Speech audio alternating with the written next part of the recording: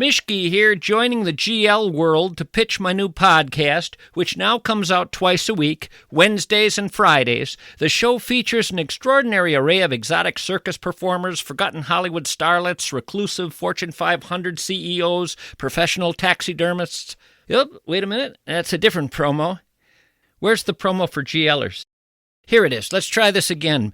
Mishke here, pitching my new podcast. We're out of time? Could I do it again? Josh Arnold, investment consultant, brings you Garage Logic episode number. Where in the hell is it?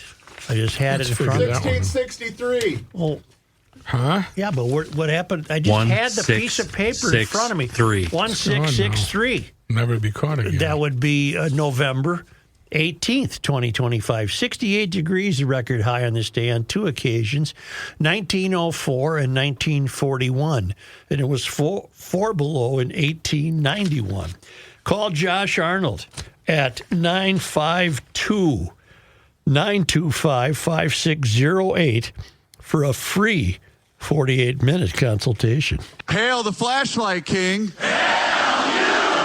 And now, from the mayor's office above the boathouse on the east shore of Spoon Lake, it's Garage Logic with Chris Reavers manning Technology Corner, Kenny Olson from the Krabby Coffee Shop, John Haidt in the newsroom, and of course, the rookie.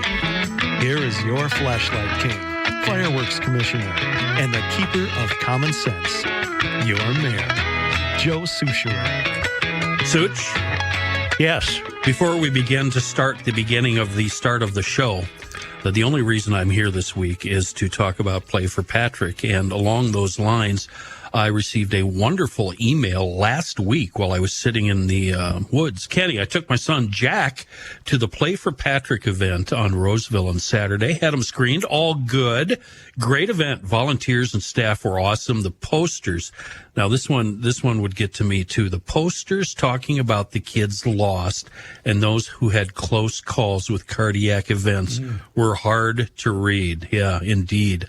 I talked to Mike while I was there. I advised him to put in a liquor bar so the parents could sit there and get loaded while the kids go through the screening. Mike didn't think that was a great idea. Lots of kids, boys and girls, getting screened. It was really making a difference and good to see. That comes from a guy we all know right there in the building, a friend of ours. And I was relieved that he brought his kid in. I wish everybody, including you, Chris Reavers. Yes, sir.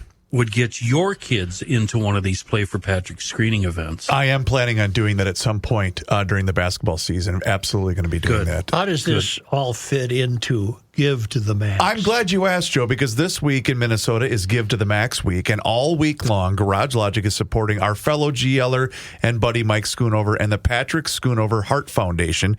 As many of you GLers are aware, the Schoonover family lost their son Patrick, I believe, 10 years ago today at the age of 14 during a hockey game due to two undiagnosed heart defects. Yeah. The Schoonover family has turned that horrific tragedy into truly a remarkable nonprofit that can greatly benefit from our support.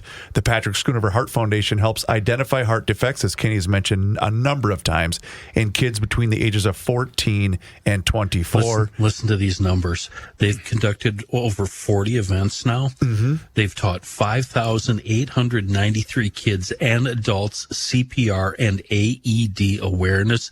They've screened 7,110 kids, found 469 with elevated blood pressure. This is why we're on this. They found 376 kids with abnormal electrical or structural heart defects. This is a big passion of mine, and I really want to see GLers step up to the plate this year and give everything you can to the Patrick Schoonover Heart Foundation. And you might be asking how. I like to cut to the chase. Who do you write the check to? Our ask this week is very simple, Joe. If able, just go to garagelogic.com/donate. That's garagelogic.com/donate to make a contribution to the Patrick Schoonover Heart Foundation so they can continue their life-saving and impactful work. garagelogic.com/donate, and Mike and his family are going to match the first $1,096 that we raised this year, and the 96, of course, honors Patrick, as that was his hockey number. Go to garagelogic.com. It's all over the website. No parent should outlive their kid. No. So let's get behind this. I know a few who have, and They would have preferred not to. Yeah. Right. Yep. I got my kid checked out. I got you and Sophia, didn't you? Well, they're still here, so it must have worked. Yes. All right, very good. Can we have that reminder tomorrow and the next day? And Absolutely. Oh, I'm gonna pound on this one all week long. Yep. yesterday, if you'd get this ready, Chris, I don't want you to play the whole thing, but I want to hear a bit of a song that Jesse Valbrecht created. Well, he didn't. Artificial intelligence did for Marjorie Johnson. All right, you don't have to start playing it yet. Nope. Okay, I'm not just going to ready. get her queued up here. Go back. And I said yesterday I think amazed is too strong a word because it was a fairly pedestrian arrangement, but it was very apropos lyrics and the whole deal, and it was Sharon Jones' voice. It was fascinating. Yeah. Well, a voice that sounds like Sharon That's true. Jones. That is true. Yes. So I asked yesterday. I said, Jesse, if you're listening, email me and explain this. I mean, how far are we from walking down the street and you're not going to know if the person walking towards you is real or not? I don't like this. Not far away at all. Hail the Flashlight King. Hail you. I can't believe you played the song.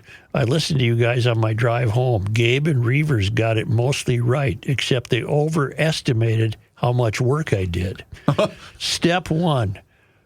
Wait, I'm sorry. Before we read this, I do want to hear a bit of the song. This is what he sent yesterday. Wait. Before we do that, Chris, are we in legal trouble with this? I don't believe so. Not a bit.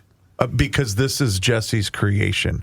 And I doubt, as a devoted GLer, he's going to sue us. I don't think so. Is the fact that it's Sharon's voice? It's not her voice.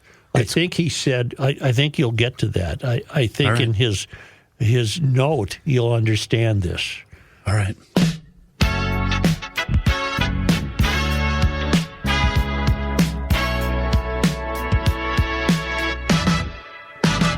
Down in Robbinsdale where the ovens glow, little lady with a big red bow, started late but she stole the show. Sweet rose swinging, let the ginger snaps flow. Marjorie, babe that beat, blue ribbons dancing down the stage. Okay, now you know what we're talking about in case you didn't listen yesterday. It was an AI-generated song. And you know what I'll do? I believe Jesse would be okay with this. I'll post this as a link with the website I think today. you should. Yeah. Okay, Jesse, I can't believe you played the song. I listened to you guys during my drive home. Gabe and Reavers got it mostly right, except they overestimated how much work I did. Step one, I used Chat GPT to write the song lyrics by using this prompt. Write a funky jazz song in the style of the Dap Kings, paying tribute to the life and accomplishments of Marjorie Johnson, the famous baker from Minnesota, and her impact on the Minnesota State Fair. So I typed that in. It did a deep search, pulling all of her publicly available history, and then spit out the lyrics. That all took 12 seconds.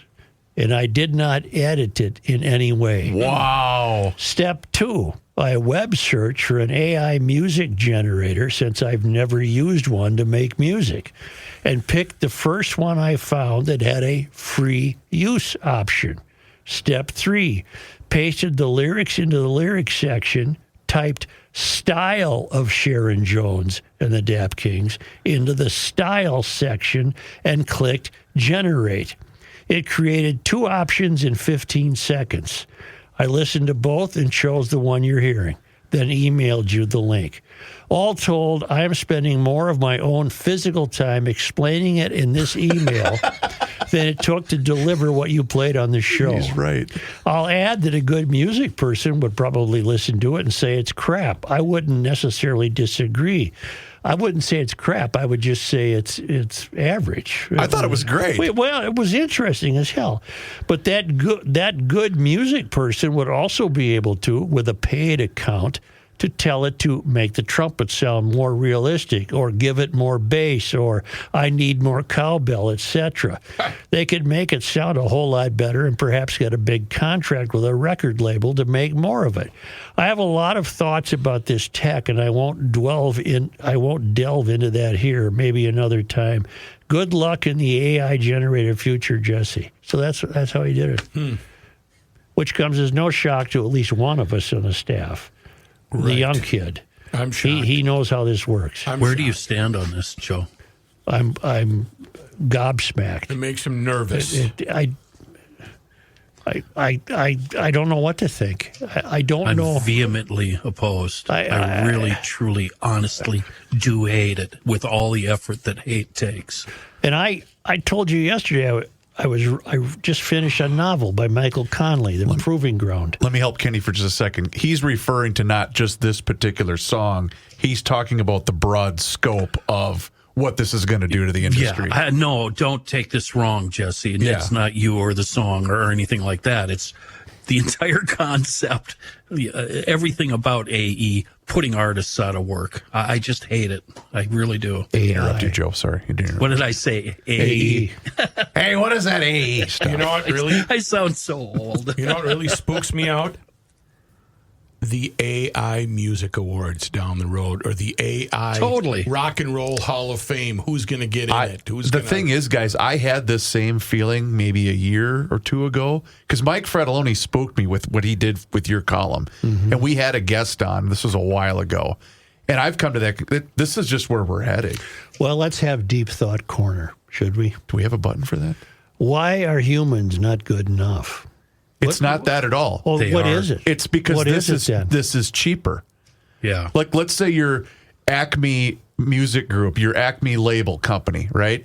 Are you going to spend millions and millions of dollars to put on something on a world tour, hiring staff, hiring roadies, doing all that stuff? Or are you going to choose the much cheaper and alternative and doing all this through computer-generated graphics, and then you're able to make just as much money? Am I going to go to a concert? Oh, God, yes. And see what? You've already seen artists that are no longer with us going on tour, whether it's Tupac, Michael Jackson, name your artist. Are you guys trying to undermine Krabby tomorrow? Seriously. Oh, I didn't even think of that. I'm sorry, Ken. We're having, Jay Coles and I are having Dylan Height and Jeff Dayton on tomorrow to discuss this very topic. And you're hitting it out of the ballpark, Chris. You're absolutely right on all accounts. And those are the things we're going to talk about with musicians. And I think that's why, and I believe Dylan would say this, this is why he got so frustrated. But it's not just musicians. I mean, I threw this in Tom Bernard's face about 6 months ago. It's voiceover guys. It's actors. This is going to go in. It's already gone into the movies, right? Mm-hmm. So all this guy did was issue the command to this program to pay tribute to the life and accomplishments of Marjorie Johnson, the famous baker from Minnesota, and her impact on the state fair. And the computer took it from there. I just heard from management, evidently, when your contract is up, you're gone. They're going to let you go very gracefully and give you like a 1 month severance. Did I get a watch or something? And we're going to be replacing you with AI Joe. A 1 month severance. AIJ. Good luck with that, Joe. And so I assumed, Kenny, in that scenario, then management would decide to split that salary between the rest of the staff. No, right? You know what would be really easy? And I hope, Dan, you're listening right now. Replacing me as a traffic guy for AI. I guarantee you there's a program out there that can take all the traffic that's happening and issue a 30-second report. I guarantee you. If I was a high school kid heading for college, I'd be picking careers that AI couldn't do. Well, right. Fixing cars. Laying pipe. We've been talking about this running forever. Running electrical. But the other side of this, though, is because I have a 10, soon to be 11-year-old. He's all in on this, and he's already become really good at doing this. Well, 10 years from now, you call Acme Electric Company, and a self-driving vehicle shows up. 2 robots get out of it, and they go to your electric panel, and they fix your electric problem? I don't know, 10 years from now, I don't think. The skilled labor industry will always exist, in my 10 months opinion. from now. Don't you guys think? Your electricians. I think I'm just trying to tell you that isn't even safe. I just created a scenario for you. Yeah. Perhaps. Yeah, I don't know. I don't know the answer to that. Are airplane pilots going to become passé? Can I use the stand your ground rule when a robot Can we shoot the robot? Comes onto my yard? Make sure it's in your house. Drag it in. Yeah, drag it in. But things like, farming, as much as computer has woven. I'm gonna ask you to take a pause. What do you mean? I'm going to say that at the rate this is going, I don't see anything that this couldn't accomplish. It's already taken over farming, Chris. Mm-hmm. The real farms, they're grain cart drivers. All they do is pull up next to the combine as they're rolling. They let go of the wheel. The tractor talks to the combine. You're kidding me. The guy just sits there planting in the spring. They don't even have to touch the wheel. They just sit in the tractor as the computer does all the planting. What does this do to medicine? What does this do to the law? What does this do to accounting? Which I alluded to earlier. How long are we away from walking down the street and you're not knowing whether the person approaching you is real? You're right, and now we're already seeing how many downtowns Maybe that are it's empty. an AI-generated lawyer on the way to a case. Do you remember the movie with Yul Brynner? Westworld. Yeah. It's Westworld come to life. Yeah. Well, I disagree. I don't like it. RoboCop? I don't. That's a little different deal. Yeah, that's okay. Was there Eddie Murphy in that? No. Was it Schwarzenegger? No, that's Terminator. Oh, same thing. But see, he became a good guy because he was reprogrammed. I've got a lot to get to today. Got a lot on my mind. Including that wonderful explanation from Jesse, which is a bit unnerving, isn't it? Huh? Mm-hmm. Yeah. Say the sale is on at EcoFun Motorsports in Forest Lake / Columbus, right on Highway 97, immediately west of the interstate. End of the season sale on e-bikes, scooters, motorcycles, electric bikes. They're the electric bike capital of the world. Electric bikes on sale starting at $9.99. Motorcycles and scooters at their lowest prices of the year. I know I've said this, but if there's any water equipment still left, and I have to tell you, I doubt that, but if there is, grab it. Take advantage. Because it's going to be on sale, and they're throwing in the free Triton trailer. Side-by-sides, 4x4s, the plowing equipment is in stock, the youth recreational equipment, helmets, apparel, service, you name it. But right now, what a great time to lose yourself in that great store up in Forest Lake / Columbus. Highway 97, about 3 roundabouts west, easy roundabouts. 2, maybe you're only 2. I don't know, but it's a couple of roundabouts. I don't know. Just west of 35 and down in Burnsville on the service road of life near County Road 42. And a great, well, for me, a dangerous one because I end up getting stuff. EcoFunMotorsports.com.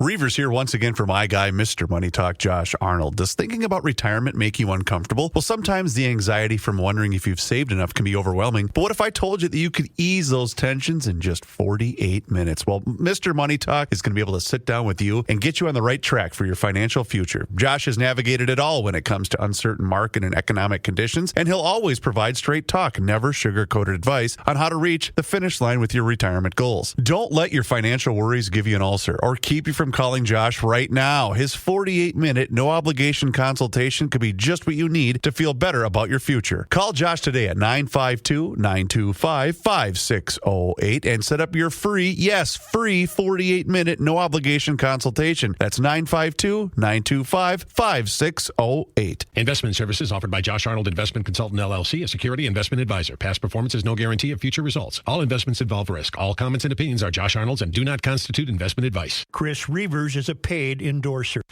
Football season is going hot and heavy, and Underdog is the best place to get into the game and get in on all the action.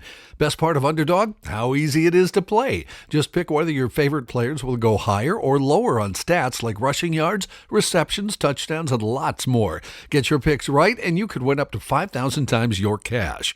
This week on Underdog, I'm looking at Josh Jacobs, picking him to go higher for touchdowns, and it seems like Matthew Stafford is always a good pick to go higher on passing yards. Download the app today, sign up with the promo code GARAGE to score $100 in bonus entries when you play your first $5. That's promo code GARAGE. Underdog, make picks, win money. Must be 18 plus, 19 plus in Alabama and Nebraska, 19 plus in Colorado for some games, 21 plus in Arizona, Massachusetts, and Virginia, and present in a state where Underdog Fantasy operates. Terms apply. See assets.underdogfantasy.com/web/play and get terms _DFS_.html for details. Offer not valid in Maryland, Michigan, New Jersey, Ohio, and Pennsylvania. Concerned with your play? Call 1-800-GAMBLER or visit ncpgambling.org. In New York, call the 24/7 Hope line at 1-877-8-HOPE-NY or text HOPE-NY 467-369.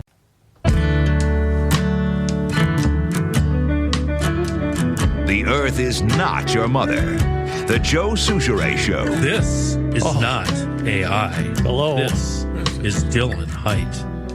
Dylan lives in Andover. Scott also lives in Andover. He writes me via email. Hey there, traffic dummy.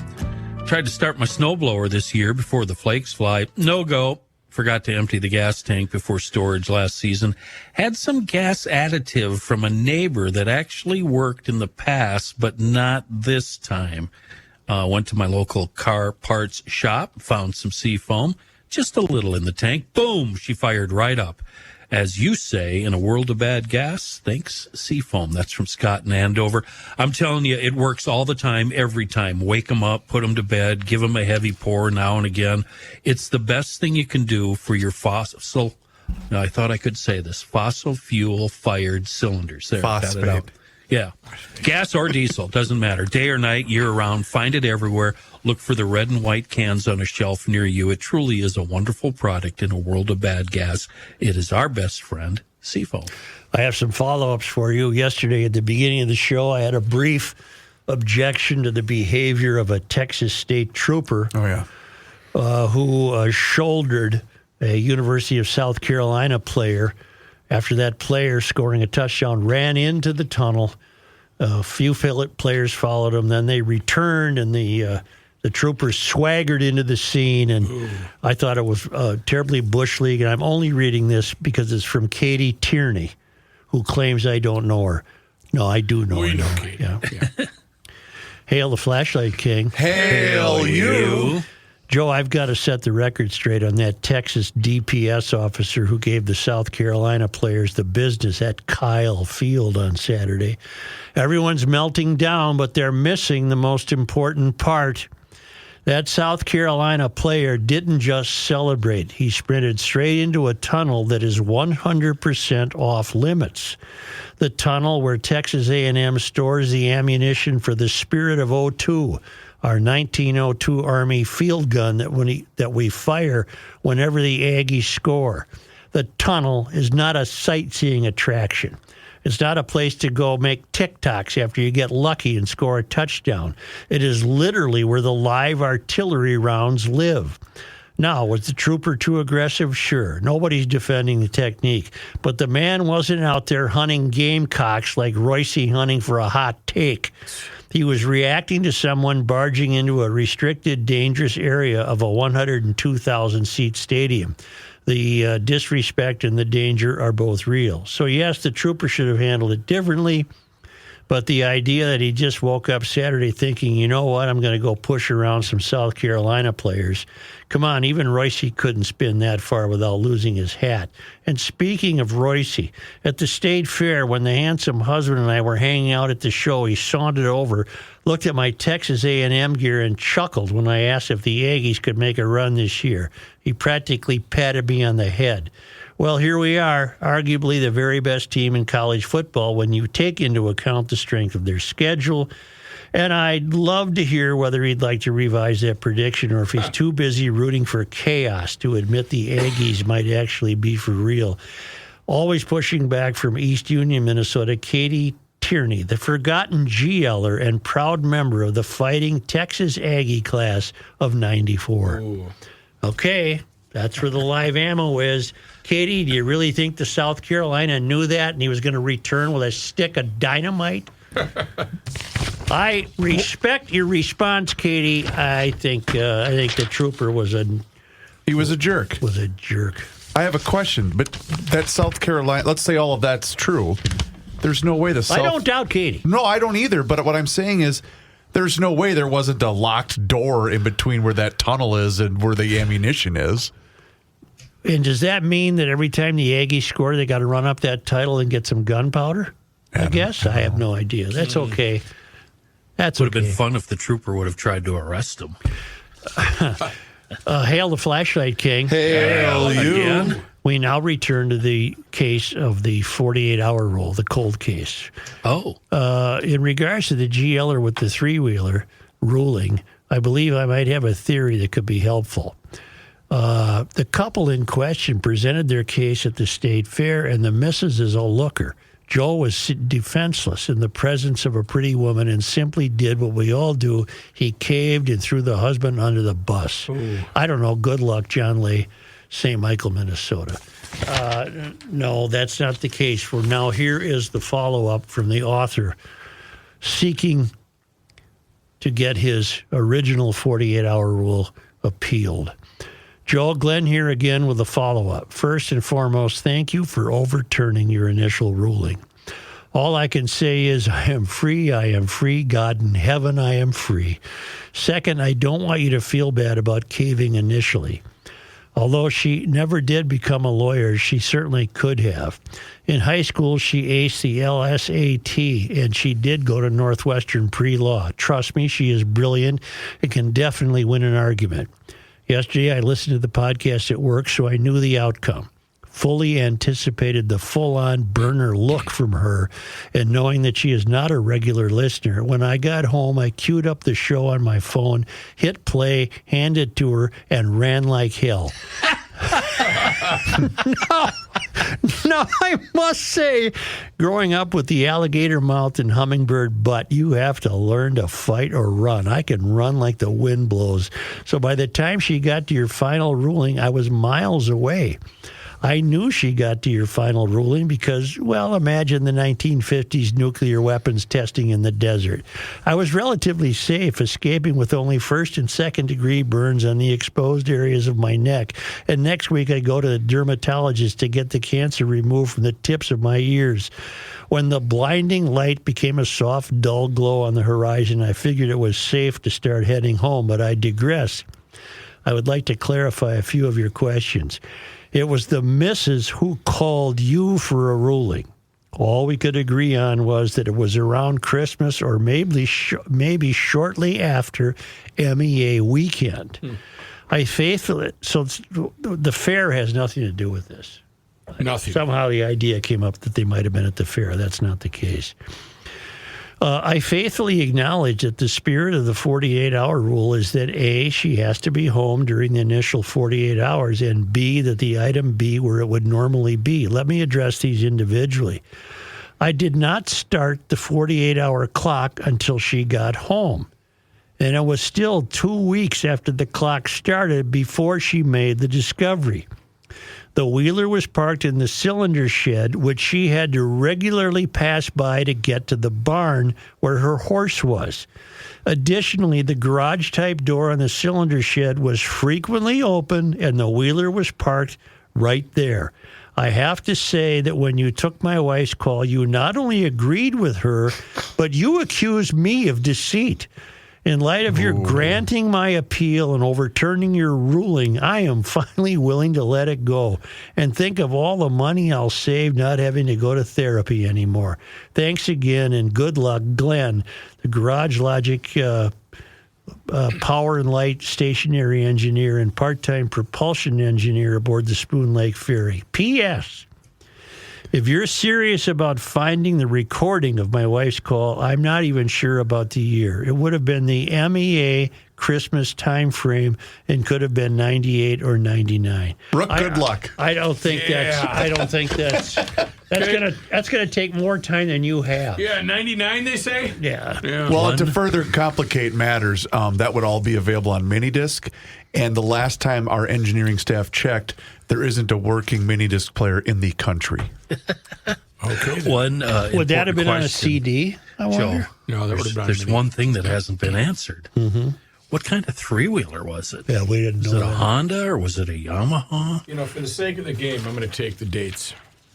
Well, I just can't believe that. I told you yesterday I felt shame. When did we outlaw those, by the way? The three-wheeler. Before that, yeah. I don't even know what they are.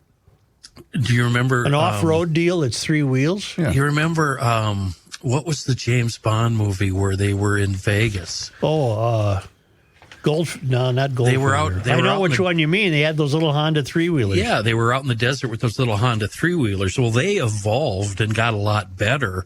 And Yamaha, I actually had one as a kid, made a 225 Diamonds are forever.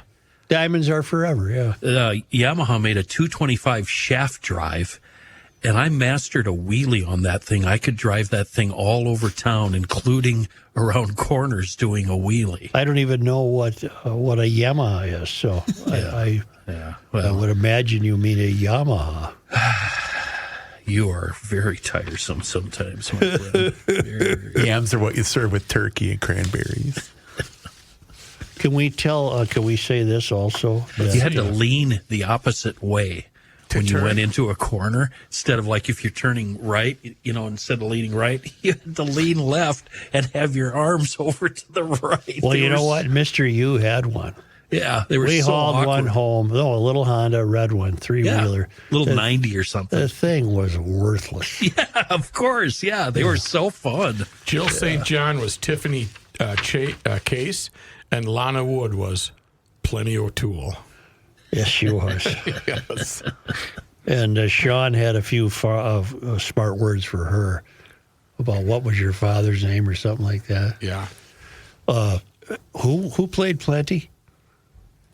Plenty was Lana Wood. Lana Wood? Mm-hmm. Is that any relation to Natalie Wood? I'll find out for you. Because Lana was very attractive. Natalie would have been alive at that point. Yeah. Though. Plenty O'Toole. Hi, I'm Plenty, James Bond. Well, of course you are. Plenty O'Toole, named after your father, Pops. That's the line you're looking for. Mr. Connery, it's your turn. I'll take movies for 400. The answer is John Travolta learned how to dance for this 1977 hit movie. Mr. Connery. That would be Jaws. No. Jaws. That's pretty funny. I don't know Don't you remember when John Travolta was in Jaws? You guys missed that part? Plenty enters the hotel room. Well, if you'd like to come in, Plenty O'Toole. Oh, how pretty. You have a super place. She kisses him, unzips her purple satin dress, falls from her. She's got nothing. Plenty O'Toole holding up a finger. Just give me 1 second, lover. She walks into the bedroom. Bond turns on a lamp and finds a goon pointing a gun at him. Good evening. James Bond.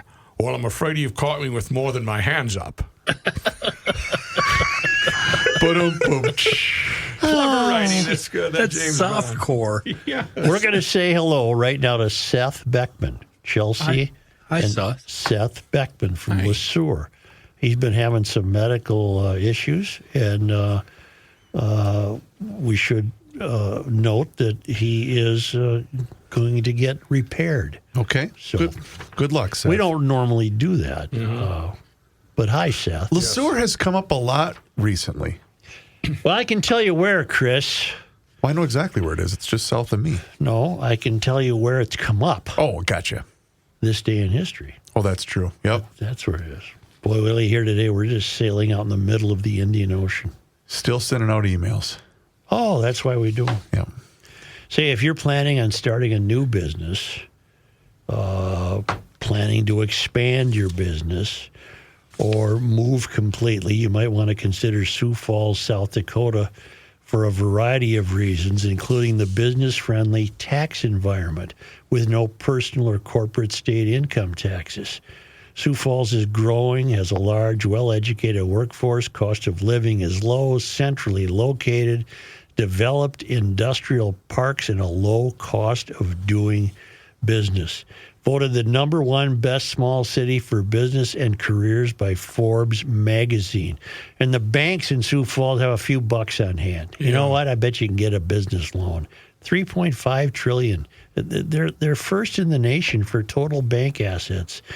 South Dakota, man, there's no state, corporate, or personal income tax, no inheritance tax, and no limits to what your business can achieve.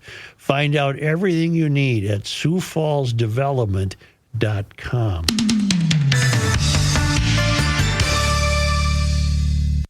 Fast breaks, buzzer beaters, block parties, they're all back, and Underdog is the best place to get in on all the action. Whether you're into basketball, football, hockey, or any sport in between, Underdog is the best place to play, and playing on Underdog is easy. Just pick whether your favorite player will go higher or lower on stats like points, rebounds, and many more. Get your picks right, you could win up to 5,000 times your money. Austin Reeves, I've been picking him a lot this year. He's been good at everything. Points, assists, you name it. So I'll be looking at Austin Reeves to go higher in points and assists. Download the app today and use promo code GARAGE to score $100 in bonus entries when you play your first $5. That's promo code GARAGE. Underdog. Make picks, win money. Must be 18 plus, 19 plus in Alabama and Nebraska, 19 plus in Colorado for some games, 21 plus in Arizona, Massachusetts, and Virginia, and present in a state where Underdog Fantasy operates. Terms apply. See assets.underdogfantasy.com/web/play and get terms _DFS_.html for details. Offer not valid in Maryland, Michigan, New Jersey, Ohio, and Pennsylvania. Concerned with your play? Call 1-800-GAMBLER or visit ncpgambling.org. In New York, call the 24/7 Hope line at 1-877-8-HOPE-NY or text HOPE-NY 467-369. Let's do it.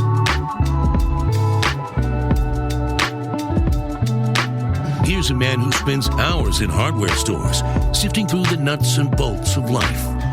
Joe Souchere. Hofferman Water and Connecticut. You know what? I love this story. You know what, Anakana, you want to know why? Why? When the technician came out to my place on Monday, he said, wait a minute, you're the guy on GL. And I said, I am. He says, oh yeah, didn't you start out as a customer? I said, I did. And that's how this relationship started years ago, Joe. And here's the thing. It's going to make an amazing difference in the quality of your water. It has done that for me. It will do that for you. In 2 different homes, I've had the Connecticut water treatment system installed. And currently, I have that and the whole home drinking water system. It's phenomenal. We barely ever buy bottled water anymore, unless we're on the road somewhere. But it's amazing. We use it every single day. And you know what? I think if you make the switch, you'll be very happy with that decision as well. But you have to get on the schedule first. You have them come out for that free water analysis. And when they come out to your house for that free water analysis, they give you this thing that's called a water score. And then based upon that water score, they're going to give you recommendations on how they can upgrade the quality of your water. So get on the schedule today, 612-895-2440, or you can book your appointment online at HoffermanWater.com. And as long as you're on that website, you can see every single different water treatment system that they have to offer. 612-895-2440, or visit HoffermanWater.com. And that's because Hofferman Water has been proudly serving the state of Minnesota for over 50 years. Please do me a favor and mention that you heard about them on the Garage Logic podcast. I have 2 political observations that could lead to deep thinking. This is from the Minneapolis Times. In a video posted to her Facebook page, Minneapolis City Council person Robin Wansley said she will bring forth a proposal in January to form an official Democratic Socialist caucus. Oh, boy. That will focus, among other things, on a $28 an hour minimum wage, rent control, and city-owned grocery stores. I think that there might be enough bodies there now to overcome her. I don't know. But I submit to you that in typical progressive fashion, as it is brought to you by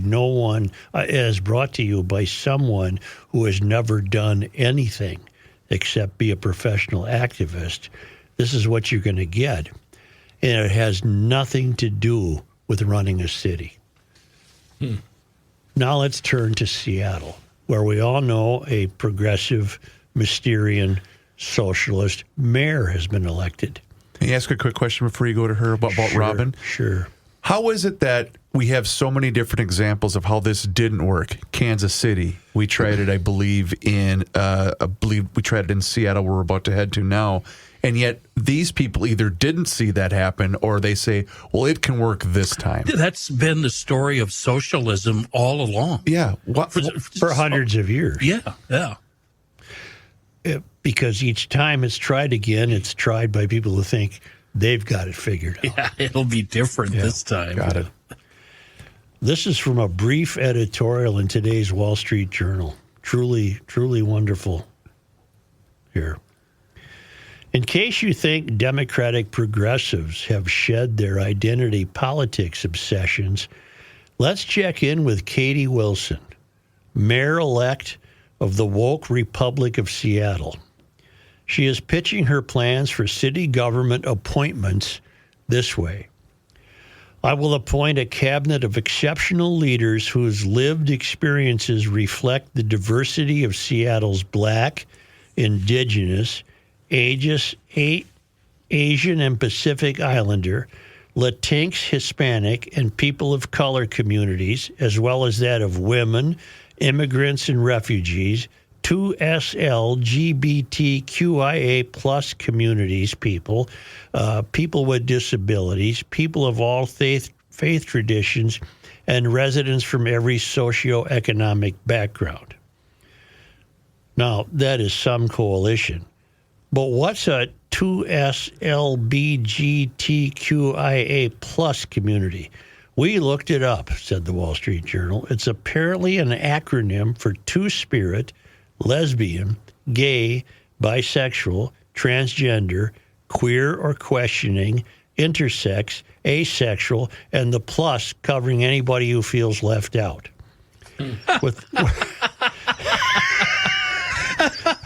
With all of these groups to satisfy, we're not sure there are enough jobs to go around, but may the two-spirit be with the mayor. Here's my observation. I don't think it's that novel, and it's not even that difficult to arrive at. The only interest Katie Wilson has in hiring people is to hire people to cover all political identity bases. There will be no effort. Now, fine, if you want to hire all these people, fine with me. But she will make no effort to determine if they have any skills. Right. They are solely judged by their political identity. So if you want to go hire a refugee who happens to be one hell of an electrical engineer and he wants to work for the Public Works Department, that's great to me. If you want to hire somebody from the LGBTQIA, what's the I? Intersex? Indifferent? I don't know. I'll look. Intersex. If you want to hire somebody who identifies as A for an accounting job, is that the best accountant you can find for the job? That kind of thinking is gone from this country where the Mysterians rule. This is not what they're interested in. The best electrician, doctor, etc. They're not interested in the best. They're interested in their political ideas under the belief, falsely held, that these are people who have been oppressed. So the only reason Katie Wilson intends to be or wishes to be mayor of Seattle, she's never done anything, by the way, and she got elected. The only reason she wants to be a mayor is to settle scores with all the people she imagines to have been victimized or oppressed by the conventional way America operates. They have no interest.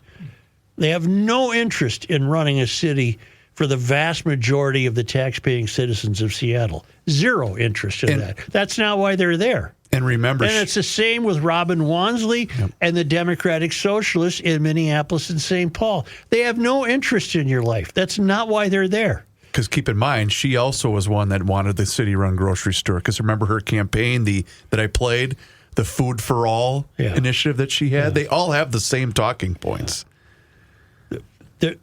You're going, well, why even waste time on this woman? She doesn't hear us, and that's fine. But You could have dragged a net across the country, and you could not have ensnared a worse person to become mayor of Seattle. We've got a few Seattle GLers listening to us right now. It'd be fun to hear from them on what they have to say. Because what she has, first of all, she has nothing in mind that would affect running a city, and I imagine a city like Seattle. If Minneapolis has $1 billion budget, I would imagine Seattle's is probably a bit larger. Probably. And she's going to have no one on her staff that's ever hired, fired, handled people, handled money, none of this. They're all going to fill a role in her political theater of victimization. That's all that she's doing. Wow. She stepped in at the last minute, about 9 months before the election. She does have a history there. She co-founded the Seattle Transit Riders Union, a nonprofit. Oh, my God. Right. All she did is bitch about transportation. Right. And then she played a role in the creation of their Jumpstart tax, which evidently is a payroll tax on private employers to fund affordable housing. Mm-hmm. There being no expectation of any of the political identities she identified to do their own housing. Right. It sounds like the mayor, Bruce Harrell, the guy she beat, was kind of wishy-washy, and you couldn't really nail him down. Wasn't left enough. Wasn't left enough, wasn't right enough, just, kind of waffling. But there's your... There's your city closest to. There's your country. There it is. There's a lot of tall buildings. It could be worse. I don't know how. Oh, since we're kind of. It could have been worse if Omar Fateh got elected. Well, Joe, that's kind of where I was going. Wait. Oh, go ahead, Ken. She's married to fellow activist Scott Myers. They rent a one-bedroom apartment in Capitol Hill and have one daughter. She's not even an owner. No, and they get money for child care from her parents. Yep. I'm sure she'll come up with a program where the taxpayer should be providing her child care. Daycare for all. Yeah. Since we're kind of in Mysterian Roundup. Boy, I'll say. Let's head out east, shall we? Where are we going? Fire up the, what do we got, the G6? The GL jet. The GL6? The G6? We got a passenger jet. Let's big go. One. We got a big one. We're going to go to New York City. Okay. Your guy, Zoran Mamdani. The Zorro. He was on ABC 7 in New York. And, I'm just going to play this because he was asked about law in the city of New York. You said you would arrest Benjamin Netanyahu based on the 2024 International Court arrest warrant. Next UN General Assembly, as mayor, would you do that? So I've said time and again that I believe this is a city of international law, and being a city of international law means looking to uphold international law, and that means upholding the warrants from the International Criminal Court, whether they're for Benjamin Netanyahu or Vladimir Putin. I think that that's critically important to showcase our values, and unlike Donald Trump, I'm someone who looks to exist within the confines of the laws that we have. So I will look to exhaust every legal possibility, not to create my own laws to do so. On the other hand, this is also a world event. Does that not count a little bit? Well, I think we are a global city, but I also think what New Yorkers are looking for is consistency in the way in which we talk about our values and follow through on them. And that's why I think these warrants from the International Criminal Court, they are worth fully exploring every legal possibility to actually follow through on. I wonder what his values are. We are a city of international law. Well, what do you mean, Joe? Well, he said we're doing this because it reflects our values. What are his values? His values are very pro-Hamas, for example. That's among his values. Yes, it is. Yeah. A lot of Jews in New York. Many of whom voted for this fruitcake. Non-believers. Yeah. It's just and here's the thing. I guess the reason I played that, I would be far more terrified if I was a tax-paying resident of New York City than I would be if I lived in Seattle. Now, I wouldn't live in either one of those cities. But they're both frightening. Both Seattle, of these. I think it rains too much. Yeah, it does. I don't know. I like something a little more upbeat. Yeah. I think this is far more dark, what's going on in New York City. I do too. I think it's sad. 1.3 million Jews in New York. Wow. Second largest metropolitan Jewish community. second only to Tel Aviv.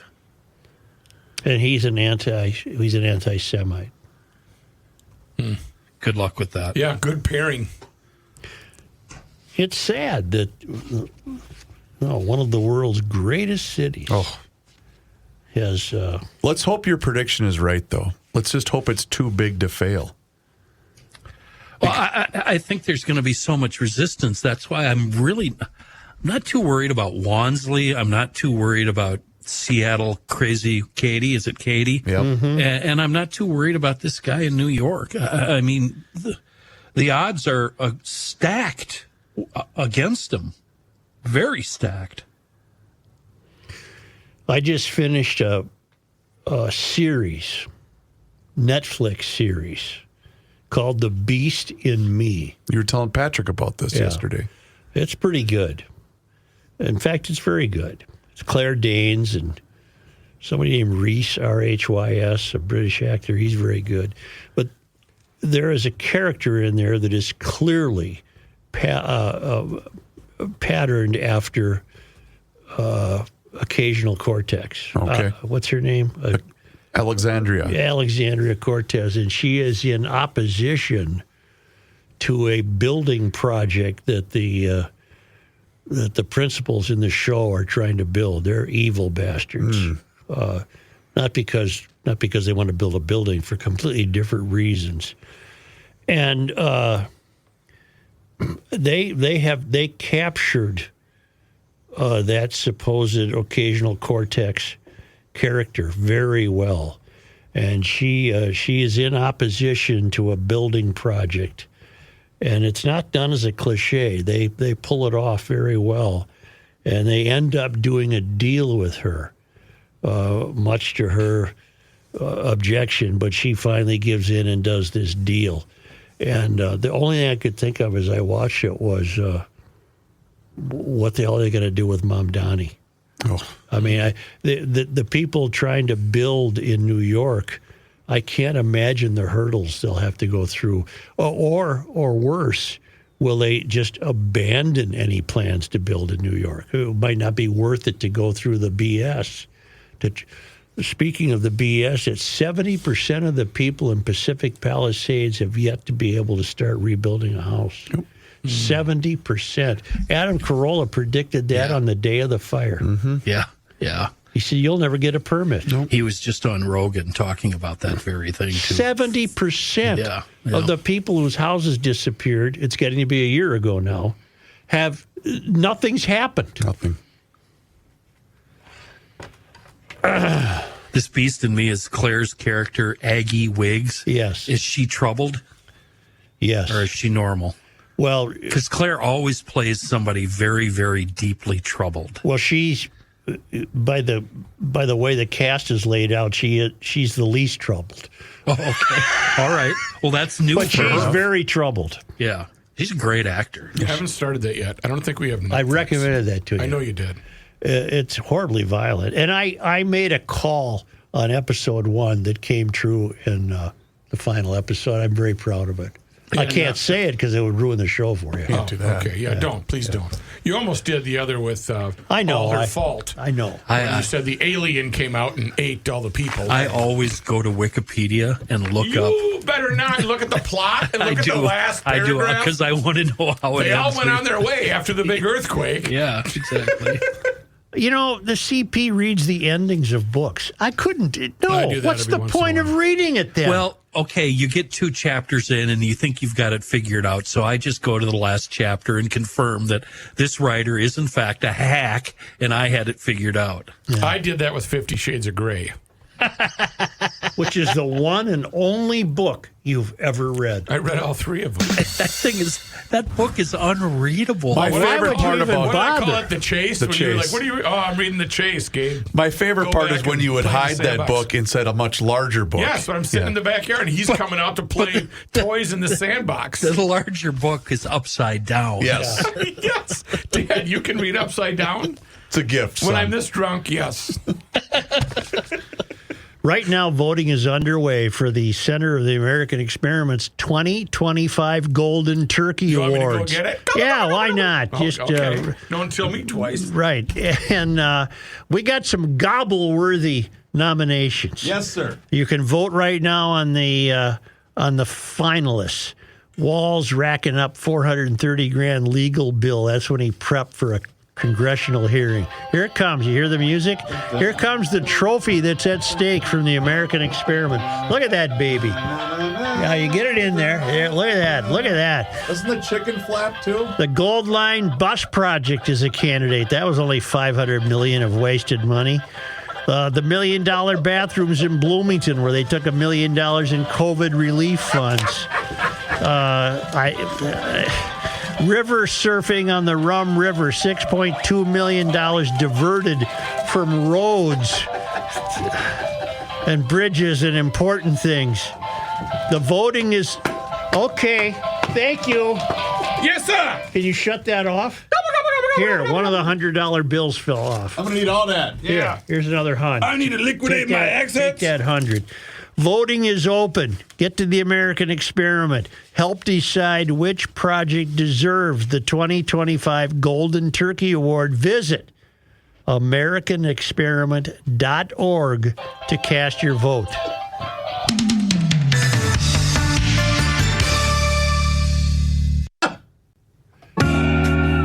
You cannot stop him. He'll just make a move. Joe Souchere. Awaken 180 Weight Loss and Awaken180weightloss.com. You know what? What am I, 3 weeks now into the restart of my program? Oh, boy. Down 11.5 pounds already, Joe, and I can't wait to weigh in again at the end of this week with Emma. She is my personalized coach. Here's what's different about this weight loss program, too, by the way. You eat to lose weight. You go on their website. You can see all of the different items that you get to select from. You're on kind of a clock, so every couple of hours, you just have to eat another product, and it's fantastic. There's no medications. There's no working out. Of course, they encourage that if you'd like to do that anyway. There's also no gimmick. You eat. You listen to your coach. You make some small adjustments along the way, and most guys are going to lose between 4 to 5 pounds each and every single week. And the other thing is, you feel better. Your energy level is up, and it's all of those different reasons why you're going to want to lose weight and get involved with this program. It's fantastic. I have really, really enjoyed it, and I think that you will too. So go online to Awaken180weightloss.com. That's 180, by the way. You can also call them for that free consultation at 844-346-1800. It's a program that's worked for thousands of people, and it will work for you. You still get to go out. You can still tailgate. You can still have drinks. You just make those small adjustments along the way. Awaken180weightloss.com. And please do me a favor and mention that you heard about them on the Garage Logic podcast. Whether you're a euphorian or a GLer, and no matter where you live in this state, your property taxes are going to go up. Yep. At the risk of extraordinary dryness, because on account of you want to know why? Why? Yes, please. And this is a dry topic, but it's going to hit you all, no matter if you're a prematurely gray-haired 42-year-old woman who lives by Lake of the Isles and votes for Socialist. Your property taxes are going up.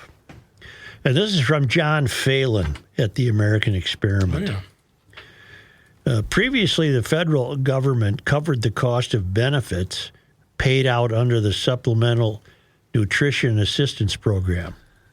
Under the One Big Beautiful Bill signed into law in July, state governments would be required to cover 15% of that. The bill also cut the federal reimbursement that states receive to administer the program from 50% to 25%. Mm-hmm. Minnesota is particularly vulnerable to big bill provisions. We are one of less than 10 states where counties administer Medicaid and SNAP.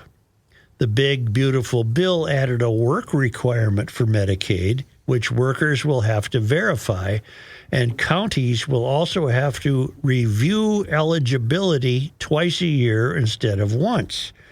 That's pretty simple math. Julie Ring, the executive director of the Association of Minnesota Counties, told KSTP in July. It's double the workload. Writing for the Minnesota Reformer, Chuck Johnson notes that the Minnesota Department of this will blow your mind. The Minnesota Department of Human Services is estimating that administering the new Medicaid work requirements will cost the state, county, and tribes $165 million annually. What? The new Medicaid eligibility checks will cost another $5 million. The Minnesota Department of Children, Youth, and Families and Happy Thoughts, I'm adding Happy Thoughts, estimates that the state and counties will lose $39 million a year in SNAP federal administrative funding, and increased workloads will push that number higher. Good Lord. Are you dried out yet, or you want me to keep going? You got to keep going. There are measures besides tax hikes which can be taken to mitigate this. Ideally, we would deal with a doubling of the workload by increasing the amount of work done with a given set of resources. There are ways to do this. First, we can look to improve labor productivity of welfare workers. Minnesota's welfare is administered using very old computer systems. SSIS, which stands for Social Service Information System, has been employed in case management more than 26 years. Jill Barkham reported for the Star Tribune in September. This really is difficult to read. Maxis, an eligibility and public benefits system, clocks in at 36 years. The result is unsurprising. Staffers who are there to help Minnesotans instead spend their days battling systemic slowness, endless workarounds, the need to enter duplicate information, or the inability to add personal information that could change benefit eligibility, such as a family adding another child. All right.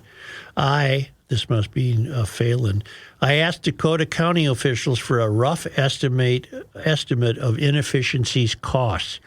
They said it's not possible to measure them all, but they gave me 4 examples of inefficiencies occurring in programs using these old systems and put the cost at $1.6 million a year. Modernizing these systems would require investment, but in the genuine sense of the word, not as a disguise for spending. A Minnesotan would be forgiven for shuddering at the prospect of another vast government IT project, but to shy away from that in this instance might be a case of being penny wise and a pound foolish. Second, Minnesota could reap economies of scale by centralizing the administration of wealth from the state. At a recent conference hosted by the Minnesota Center for Fiscal Excellence, Evan Ramstad reports for the Star Tribune. Former Minnesota Revenue Commissioner John James asked the panel whether counties might turn some costly human services work over to the state, an efficiency idea that has been batted around for decades but has been mostly dormant since the early 2010s. Short answer, yes, said Matt Hilgard, Government Relations Chief for the Association of Minnesota Counties. Specifically, he said leaders in the state's 87 counties have warmed up to letting the state take on the work of vetting the eligibility of Minnesotans for public assistance, health care, and cash and food support. In an interview later, Hilgard said, "That is the sentiment that I'm feeling from our membership, and it is a change." All right. Economies of scale arise in a situation when, as one of my old textbook puts it, long-run average total costs decrease as output increases. In this case, fixed costs, like office space, are spread out over more clients, and the governments can negotiate better prices for bulk purchases, like computer systems. All right, may I take my shot at interpreting this? The cost of taking care of people who need taking care of is beyond our comprehension. Okay. The cost of just administering this program let me go back to the Minnesota Department of Human Services is estimating that administering the new Medicaid work requirements, this is the new requirement for the great big beautiful bill that says, look, if you're going to get some Medicaid benefits, you got to prove to us you're working. All right. The Minnesota Department of Human Services estimates that administrating the new Medicaid work requirements, for them to go and verify that John Smith actually showing up at this place, will cost the state and county and tribes $165 million annually. The new Medicaid... And then this piece goes on to say that what might mitigate some of those costs is more up-to-date computer systems. AI. So not only are you facing, but he said it's penny wise or penny pound. Yep. Penny. You won't get fooled again. Penny a pound. Penny a dollar penny in, for your thoughts. $2 out. What are we going to do without pennies if there's no pennies? How do you say round up or round down? Give me the nickel, baby. Give me the nickel. Well, if you pay in cash, you'll round up or round down. I am trying to complete the thought. That $165 million a year is to employ all the people state and counties employ to see that John Doe is actually showing up at the hardware store for his afternoon shift. Therefore, we can now determine he's eligible for Medicaid payments. And it's costing us $165 million a year to enforce this new requirement of the great big beautiful bill. And what Phelan, if I'm not mistaken, what Phelan is suggesting is that we can mitigate some of that $165 million a year if we had more up-to-date computer programming. Technology and stuff. Yeah. So not only will we be on the hook for the $165 million, we'll be on the hook for the $165 million till we're off the hook for whatever we spend for the new technology, at which point we can only hope for the best and that the $165 million is reduced to $120 million or whatever. I don't know what that means for all those employees who might then not be needed if you improve the technology to a certain degree. So all we can determine is that as the decades have played out in this great land of ours, once great, and in this once great state of ours, that the government is huge. The cost to administer government is astronomical. The cost to the taxpayers is astronomical. And it's one reason, getting back to the original point, it's one reason all of us will experience property tax increases, because they ain't got enough dough to pay for this stuff. So I don't know how we wave a magic wand and start over, but we need to. Would you like to take a time out? We can't. I mean, you can't just say that. I know. It'll never happen. I know. You also made a statement just a few minutes ago about paying it off or until it's over. It'll never be over. Nope. It only gets bigger every year. And the nice thing to know, guys, is at least I know that there's probably, everyone in this state is all in the up and up. No one wants to pull any strings. I think so. There's just, there's a select few people that are ready to pounce on this with fraud. They're just waiting till that clock turns midnight, and they're going to pounce all over this. This program compels verification of your employment. The property tax increases that you're seeing in 2025 are going to be nothing compared to what you're going to see in 2030. Seriously, we're going to look back 5 years and go, oh, weren't we innocent and dumb? Well, these selfish people with the trifecta, very selfish people, took $18 billion of our money to expand the government. And now that's $18 billion that has to come on top of the budget every 2 years. So the $18 billion becomes $36 billion and on and on and on. All aspects of health care are broken, Joe, from the top to the bottom. Yep. From care after surgery to elderly care. Everything about health care is broken. Who has something left that you'd like to do? Rookie. Then why don't you take a time out? Rookie, would you be so kind as to let us know about the fine folks at Ray and Welter and Ray and Welter Heating? I can do that right now. Would you like me to do that? Yes, please. Is that okay? Because they are right on top of it, and that's how easy it is to get in touch with Welter. No, not on a podcast. You have to call them, 612-825-6867, but during business hours, you'll get a live human that will take that phone message and pass that along to one of the certified techs so they can get out immediately.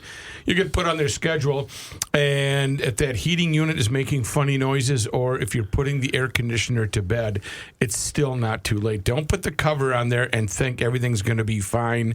They can still come out and service that, or just put it to bed for the winter, and then maybe you can deal with it next spring. But don't delay. Heating units, they've got 24-hour emergency service. I hope you never have to use it. But if you do, remember welterheating.com. How will they take care of you? Well, they'll take care of you like every garage logician out there. They've got 4 generations, 120 years, and they're full of common sense. That's why they advertise on the Garage Logic podcast. They serve the metro area, and they are a wonderful family that is full of common sense. So you can get other estimates. I've worked with the Welter people. They've done things in my home, replacement stuff, all sorts of great stuff, and they were on time. The price was right, and I would recommend them to anyone that has any heating, cooling, or air purification questions. Go to welterheating.com, click on the blog. You might get an answer to a question for free. But just remember, if you need heating or cooling unit work, Welter Heating. Remember to heat up your shelter this winter with the fine folks from Ray and Welter.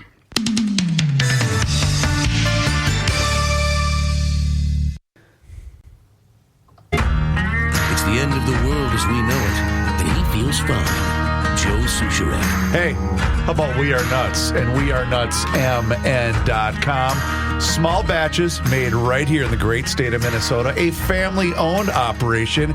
And I mentioned this last week, but yes, we do have breaking news. You can now find We Are Nuts at all of your Cub Foods locations and select Quick Trip locations. That's right. It's the family-owned, Minnesota-made, and absolutely are obsessed with roasting small batch nuts to perfection and inventing wild and absolutely unforgettable flavors.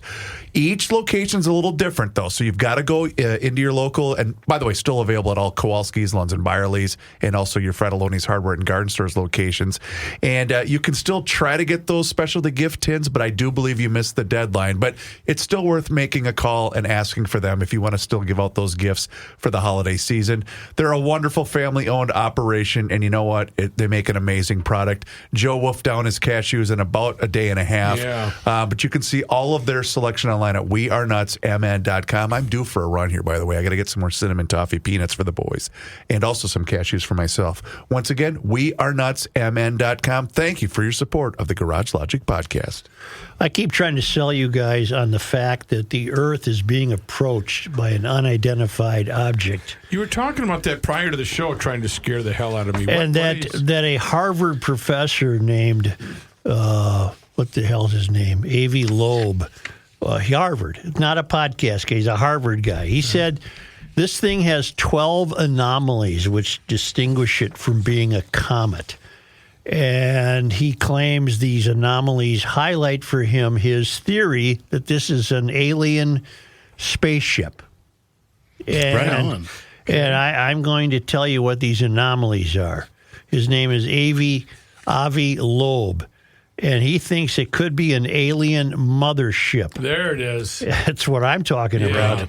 And that's why we, according to him, should be worried about this thing supposedly hurtling towards us. And here's the list he comes up with. It has a retrograde trajectory, which is aligned within 5 degrees with the ecliptic plane of planets around the sun.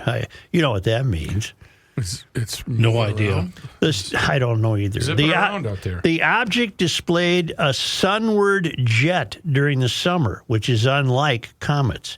The object nucleus is around 1 million times larger than Oumuamua, the first recorded interstellar object that passed through space. Okay, that's the one that we talked to Avi about on Krabby Coffee Shop. I've interviewed this guy. You have, and you know that he's real.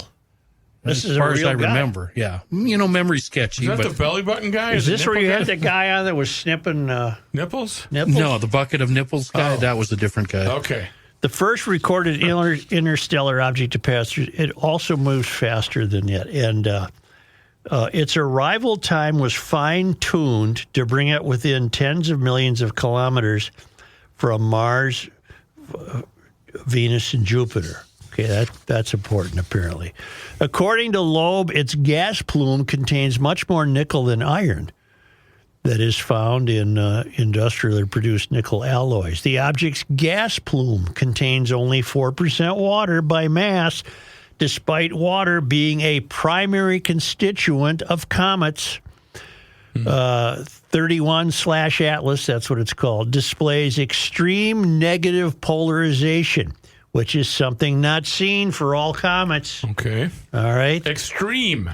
The object arrived from a direct coincidence with the radio wave wow signal to within 9 degrees. No idea what that means. No. It also brightened faster than any known comet and was bluer than the sun. Loeb also explained that the 31/Atlas exhibits sunward and anti-solar jets, which require an unreasonably large surface area in order to absorb enough sunlight needed to sublimate enough ice to feed the mass flux of these jets. You got that? No. I'm having a little quiz after this. I was even writing it down. And I little can't quiz follow. after this. Yeah, okay. Is that 12 yet? Let's see. Oh, this is one I can understand. This thing displays non-gravitational acceleration. Non-gravitational acceleration. Thank you. And doesn't break up like comets do when they travel through space. So this thing's hanging together. All right. Its jets maintain orientation across 1 million kilometers in multiple directions, despite the fact that it is rotating.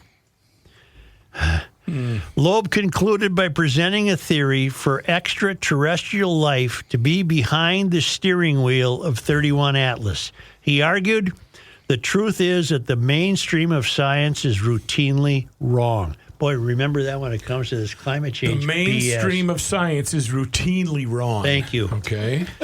And didn't hear that before. It makes most sense to hedge our bets and invest billions of dollars in the simultaneous search for both technology and primitive life forms.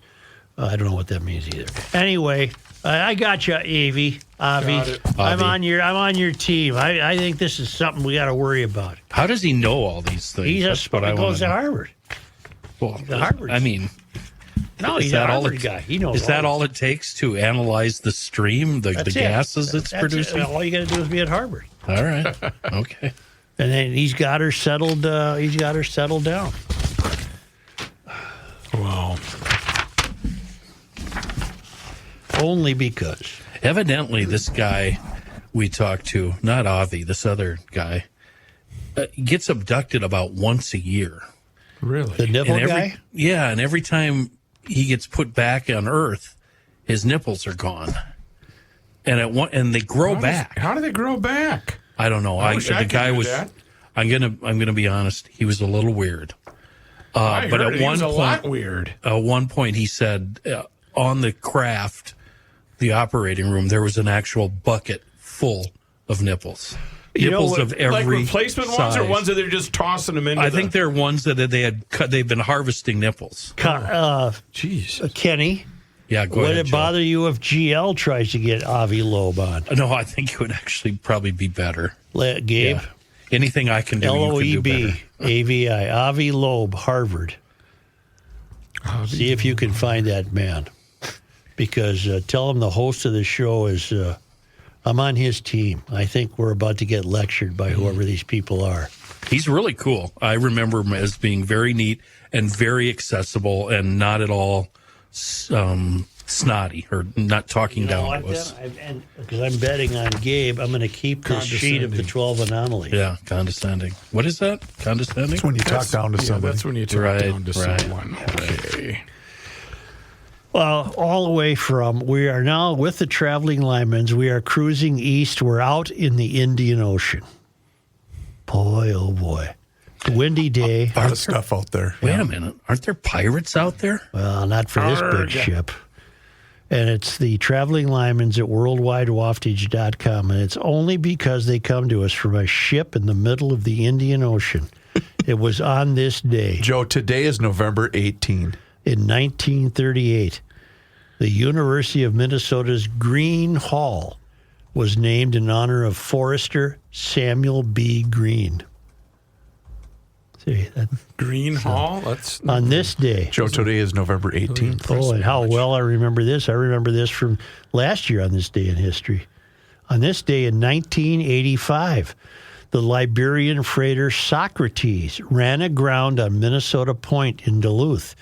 Excursion buses carried tourists to view the stranded ship, which was later freed by tugs. I drove up to see it. I do recall this. It was neat. Such a neat sight. Yeah. On this day, November 18, in 1993, the Frederick R. Wiseman Art Museum at the University of Minnesota opened. That's the silver one, right? Right just across the river? I believe so. Yeah. I was at that opening. Were you? Yeah. How did you get invited? Oh, yeah. Art and theater, Kenny, yes. May I finish the item? Please, we're waiting. Sculptor and architect Frank O. Gehry won an award from Progressive Architecture magazine in 1991 for his design of the building. On this day in Minnesota sports disappointment history. Joe, who did we lose to on November 18th? There are no items posted for the second day in a row.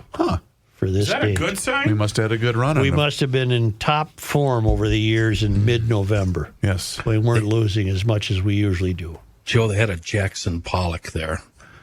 The size of the wall in your living room. I like amazing. Jackson Pollock. I love Jackson Pollock. Is he one that painted that guy sitting at the counter? Jackson's the one that throws the paint at the canvas. Oh, I don't like that. Yeah, no, he's amazing. It's not art if I can do it. I mean, I can throw a can of paint on a canvas, So that's therefore. Yeah, but can you do art. it? Can you do it drunk off your ass? Not anymore. How do you ring the doorbell? with what? Never mind. Hello. I know. Thank you. Thank you, GLers. Thank you. Do us a favor. Hit the smash that like button. Hit subscribe on the Garage Logic YouTube channel.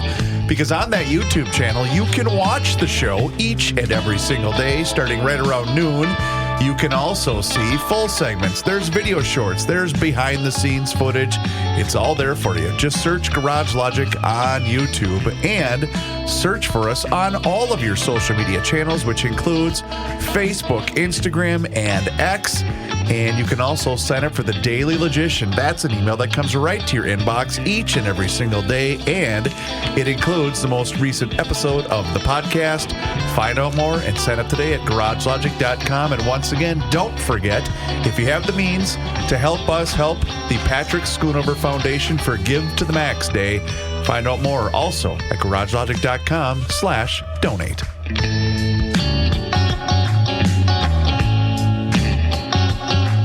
Time once again to check in with our guy, Mr. Money Talk. Josh Arnold is with us once again right here in Garage Logic, and now is the time for you to do the same, so do not delay. Do exactly what I did and pick up that phone and dial 952-925-5608. That number once again is 952-925-5608. When you call that number, you're going to get Josh, and he is there for you for that free, yes, I use the word free, 48-minute financial consultation. consultation with absolutely zero obligation. And he will always give you the straight talk. He will never give you the sugar-coated advice. And he is on the line with us once again right here in Garage Logic. And boy, Josh, what's going on here right now? Is AI, is that trade deal dead, or is it all about the Fed? And why are all the talking heads insistent that we should abandon really good stocks right now? Anytime the market goes down, and we've been in a downward trending market, as I have indicated, for the past several weeks, the downward trending market seemed to start right after the October Fed meeting and right before Apple and Amazon reported their numbers, but after Microsoft, Google, and Meta reported theirs. Those companies, Microsoft beat and said their growth was growing pretty rapidly. Google surprised everybody with their numbers and their cloud growth, not to mention a nice turnaround in their search business, which helped to boost them. Meta, on the other hand, said they were going to continue to spend, even if they were spending too much money on AI. And then the Fed came, and in a conference call following the Fed meeting, Jerome Powell said, another cut is not baked into the cake or stirred into the pudding. And despite Apple and Amazon beating and raising handily the next day, the market said, oh, is the Fed going to continue being more restrictive than not? And if the Fed is more restrictive in their monetary policy and keeping short-term interest rates higher and even using quantitative tightening, selling bonds into the marketplace, that's not really a good thing. Since that time, other companies have reported their earnings. Many of the companies that I follow have reported good numbers, but their stocks have come off recent highs. And it's not that the numbers haven't been good. They have been good, and many have had beat and raised quarters. And in the case of a few like Palantir, well, they're very expensive, as we've described previously, on both a price-to-sales and price-to-earnings basis. But their businesses, to continue to grow at a fairly significant rate, and they provide services that are much needed by government and commercial users alike. At some point, say the growth in Palantir is going to slow, but it is not yet. Palantir, and there are a few others that are in, we'll say, the data analytics basis of actually using AI and making money from that, again, for the benefit of their government contracts and for their commercial users. And they're finding more uses for artificial intelligence going forward. Yet, many on Wall Street are now starting to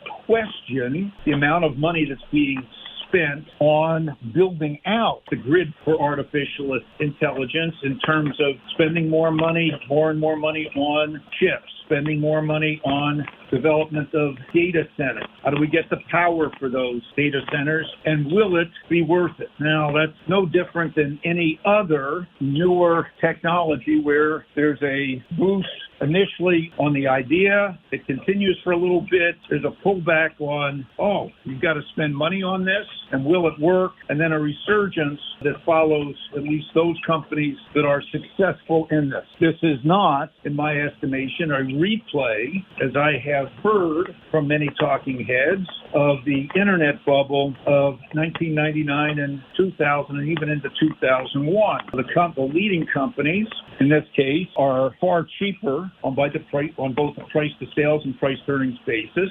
They have a lot more money coming in, and they have significant sales and earnings power and free cash flow that did not exist during the dot-com bubble period. So I tend to discount that. That said, if the Fed is still going to keep interest rates up and companies are going to borrow money at higher rates, at least at this point, for this build-out, it would behoove you to avoid companies that are borrowing significant amounts of money for participating in the build-out. And one of those companies to avoid might be Oracle, which has seen its stock go from, we'll say, $250 to $3.25, and then the last month back down to $250 on worries about the amount of money that they're being forced to borrow to participate in the build-out, and particularly the companies that they're working with. One private company in this area, SoftBank, SoftBank is a public company, but SoftBank, the Japanese conglomerate, summer